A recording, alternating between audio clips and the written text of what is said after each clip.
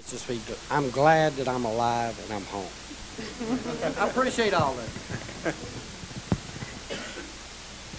that. My name is Tom Mosley. I live in Stamford, Connecticut. This is my wife, Christine. We've been married 31 years. I arrived at the 9th Infantry Division in September of 1968 and left to go home in August of 1969. I want to thank some people. I want to thank Gary Reed, Richard Lawrence, Dave Elledge, that offered some encouragement for me to be here.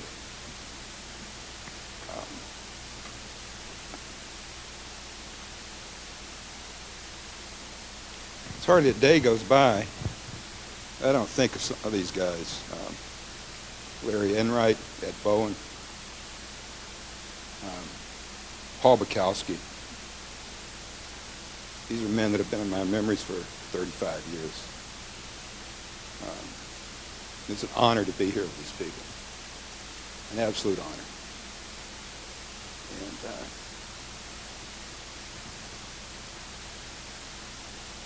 some of the best men I've ever known in my life. Thank you. I'm Ed Bowen. I got to Vietnam in June of '68, stayed till June of '69. I was headed up north, had orders to go up north somewhere, and I came down to the night because of the June the 3rd trouble. And bad luck for them, but probably the best luck I had, because if there was any better people to be with, I don't know where in the hell they were at. And I was fresh out of high school, and I thought I had friends that we'd run around together with, or borrowed a few bucks from, or shared a girlfriend with. When you get down there and you lay it in mud, and you give somebody your last cigarette, and you tell them I really didn't want it, and you dying for that cigarette, when you split that last little bit of water, you tell them I'm not really thirsty, and you got cotton in your mouth, that's a friend. And 12 years in high school or 16 years on the same block, I mean, you get more of these guys in 2 nights. A lot of times I laid my head on somebody else's leg. I really didn't. I just wanted a pillow.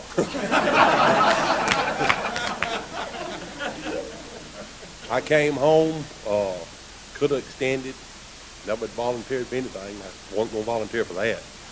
I came home, bull shot my way into a good committee group job at Fort Benning, teaching basic training recruits. Really enjoyed that. Married this lady here in '71, 33 years ago. Never had any children. I've had some health problems, accidents, all, but I'm glad. This is my first reunion. I wouldn't have missed it for anything in the world. These guys right here, we vowed that we would all come.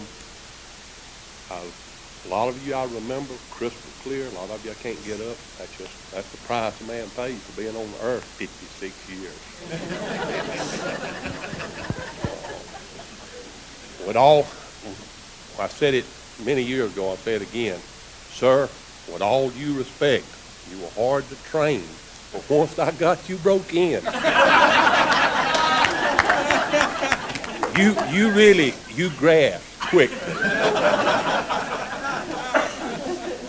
And I'm proud to be here, and I would like to congratulate, and I'd like everybody else to take a minute to think about how much we owe the fellows that pulled this thing together. All we had to do was get here. They had a lot of work to do to get us together, and they did a great job.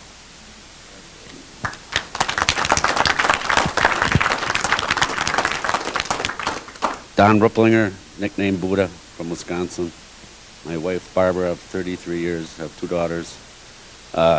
I too, my first reunion, and I enjoyed it very much.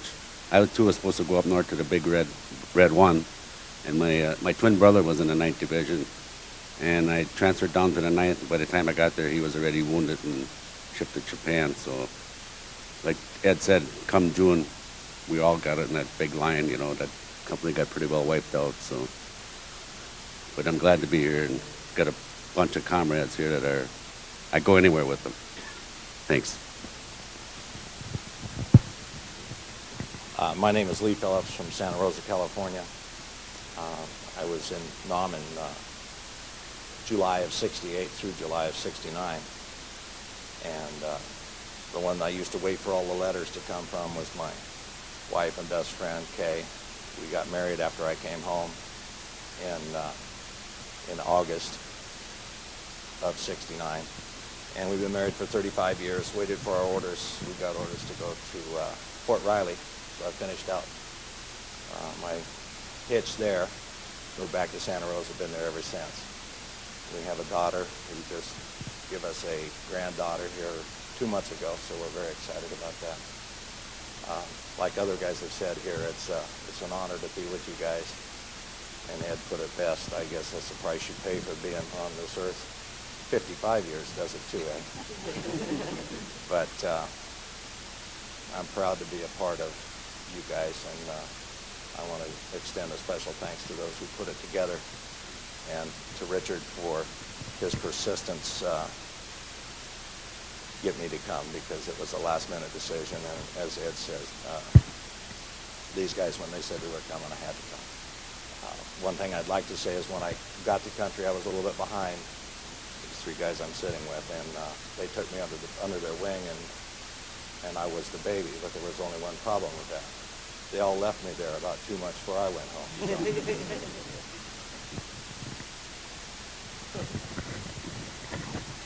So. I'm Gerry Feaster. This is my wife, Kay, 37 years. What was I going to say? I was in Nam from May of '68 to '69, and run into these yahoos right here. We've kind of kept contact. Well, I saw Lee 19 years ago, so, but I talked to Ed and Donnie on Thanksgiving usually, sometimes in between. But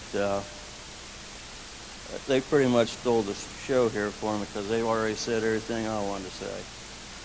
So thanks to everybody that put this together, and it's an honor to be here with all of you, especially these four, but all of you too. Thank you.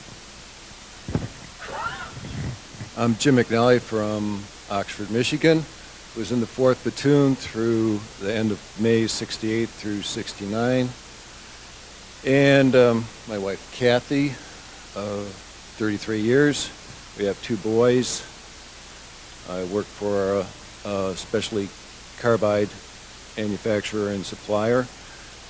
And that's sort of new, so I wasn't sure if I was going to make it here or not. I've only worked there about 3 months, so I did get the time off to come here, which is the first time I had the opportunity to join the reunion and enjoy myself. Few things about Vietnam. I don't know if anybody remembers when we had the donut dollies at Rockeen. Seemed every time we started playing a game, we'd have to get called to saddle up because somebody got in contact, and we'd always have to go help them. A couple other things. When the priest would have church there, they'd put a nice big red cross, I believe, on the top of the church area. We'd get there and we'd get mortar attacks. So didn't pay to go to church too much, even though you wouldn't mind to. And when you got to the field, you were really praying a lot, and so worked out that way. And the donut dollies, you know, they were nice and friendly and everything, but you hated to see them come because you knew where you were going. That's true too. I remember staying up the whole night because in our platoon there was a guy from St. Louis, and Detroit was taking a little gas at that point in time. So we had a friendly to wager and everything, and he thought they were ahead, so he went to sleep. I woke him up with the good news that Detroit had won, and he owed me. So thanks for everybody inviting me and my wife, and it was great to see the guys from all this time. A lot of friendly faces. Thank you. I'm Wayne Morgan from Russ, Texas. I was there in July of '68 to July of '69. Want to thank the guys that pulled this together. And I also want to thank all of you for taking in a crazy Texan and letting him be part of all this group of guys from the north. I was in the 4th platoon. Had the, I don't know if you'd call it a privilege or an honor, but I was placed in the group of Nixon's first 600 that came home. We did the parade through Seattle, and then they just turned us loose on the town. Came back, went to Houston, Texas, became a registered professional land surveyor. Had my own business since '77. Been in a fire department since '84. Presently serving as chief of that department.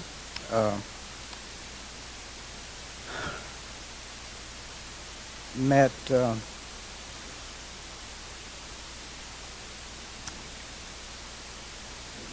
I'll get the name in a minute. Now, the best thing that ever happened to me, the best thing,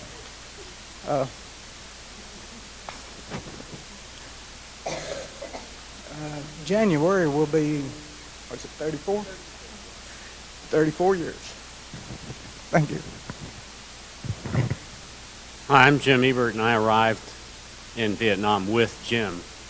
So if you remember what he said, that's how long I was there, too. And like my counterpart over there, I'm a genuine bona fide high school math teacher.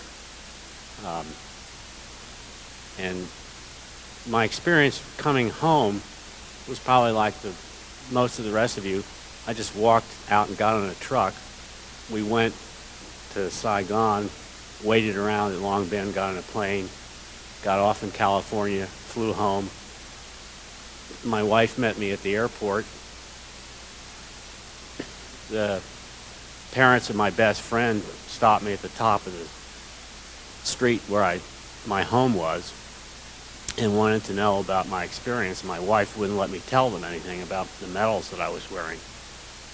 That's when I began to realize this was going to be a strange experience.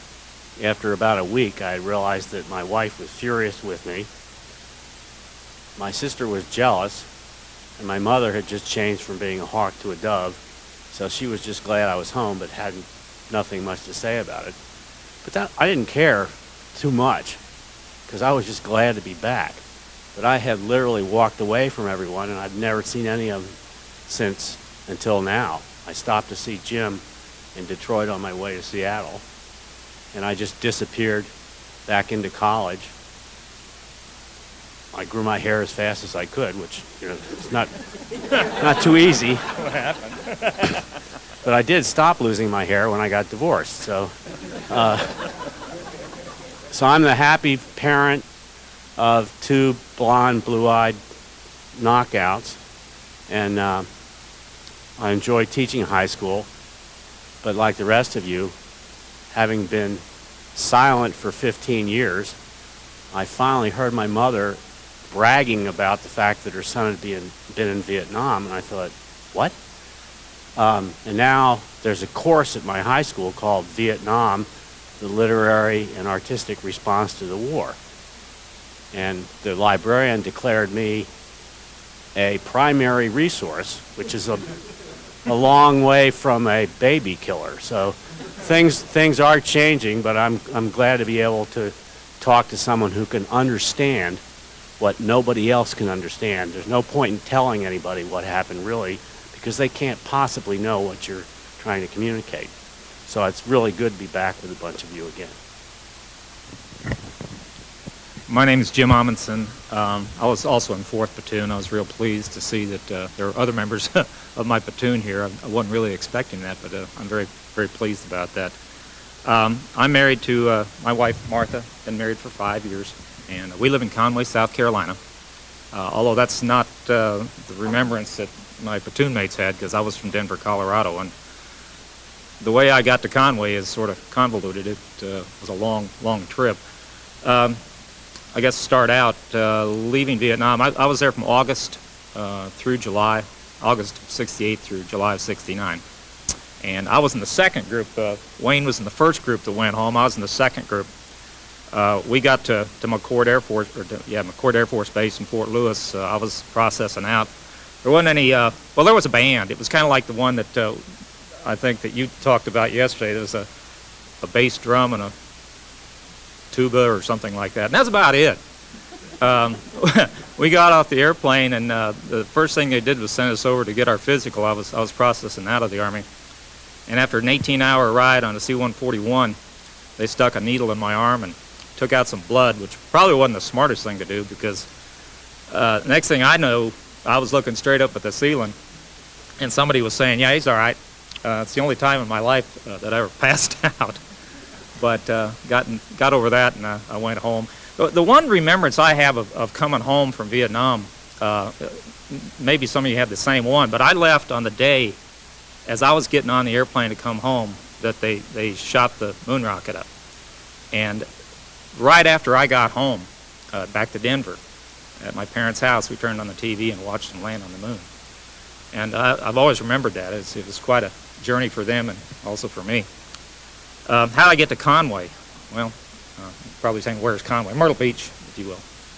I'm probably unusual in this whole group of guys. And by the way, that's really odd to look around at the number of guys here. And I'm thinking back to Rakeen and Schroeder and things like that. Shoot, the company wasn't much bigger than this at times. You know, we were a small group of guys.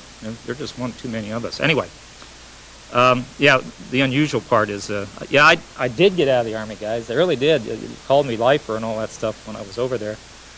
So I proved you wrong there. But 2 years after I got out, I decided to go back in, and I stayed. I retired with 25 years back in 1991. And today, I'm living in Conway. I'm a state agent for the state of South Carolina. I got a degree in forestry, and I'm the city forester for the city of Conway. I'm very happy and pleased to be here. Thank you.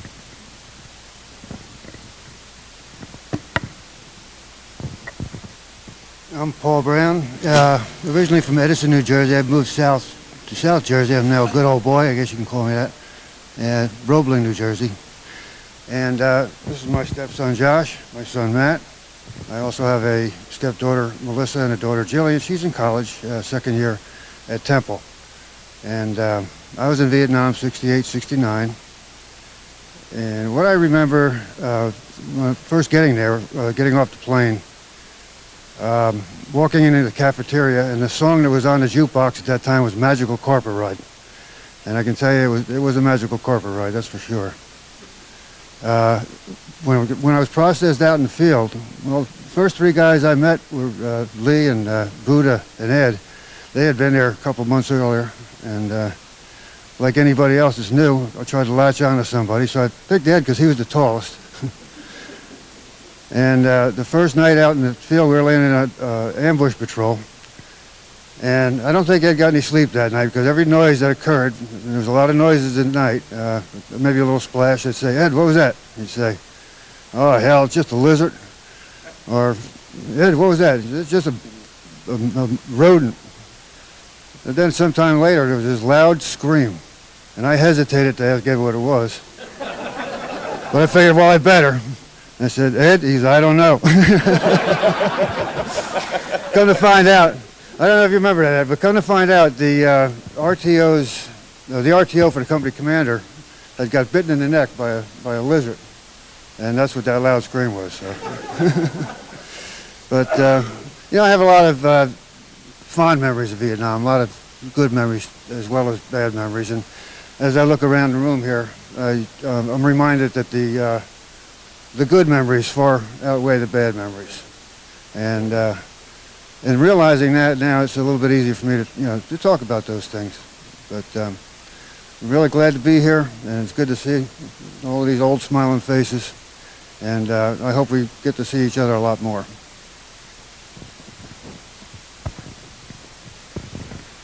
My name's Gerry Friedel from Burnsville, Minnesota. Many of you probably remember me as Butch.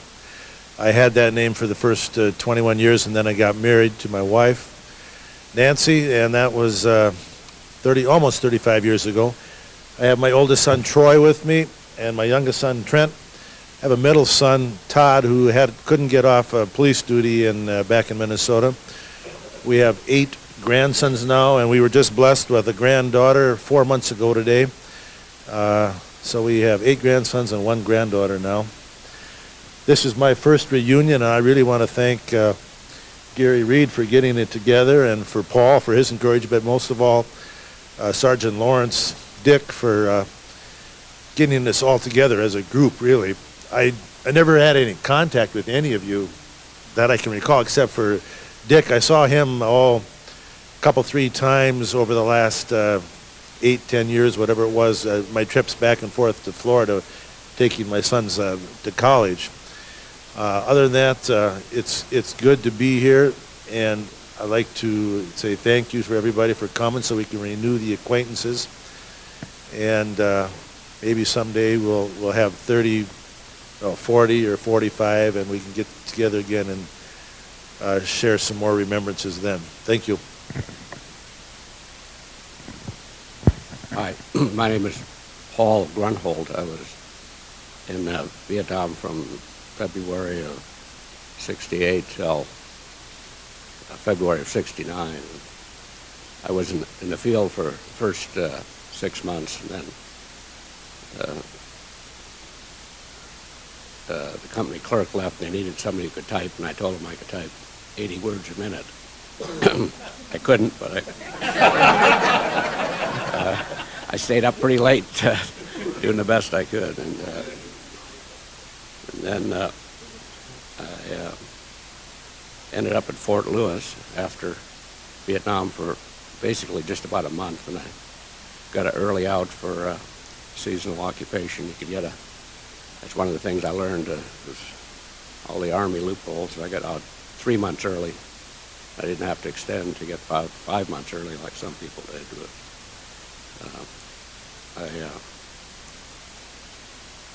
I live in Alaska, and that's where I got drafted from.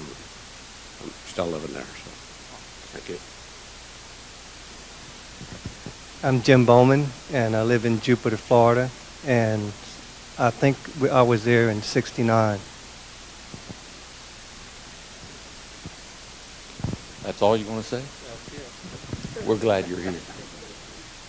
Lieutenant? My name's Paul Bukowski. This is my wife, Marie. We're filmmakers. This is a perfect example of how a good platoon sergeant steps in to help out the platoon leader. He could see that I was messing up. He took the initiative, and he stepped in to help make it right. Yeah?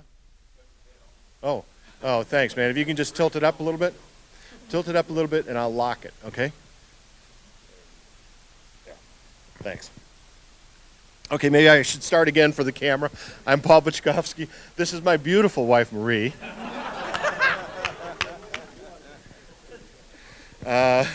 I was in Vietnam. I arrived in January of '69, and I was wounded on May 6th. So I was only there for those almost 6 months. And I remember when I first arrived, I sat down and had a meeting with the squad leaders, Larry and Tom Mosley and Gary. And I said, how do you, I was in charge, but I didn't know how we conducted operations. And Sergeant Pete, too. So these guys kind of told me how we did it, and I learned from them. And I remember early on in Vietnam, Larry Enright wanted to engage me in a discussion about, whether we should be in Vietnam or not. What are we doing in Vietnam? And I said, Larry, what difference does it make? We're here. In officer candidate school, they taught us that the most important thing was the mission.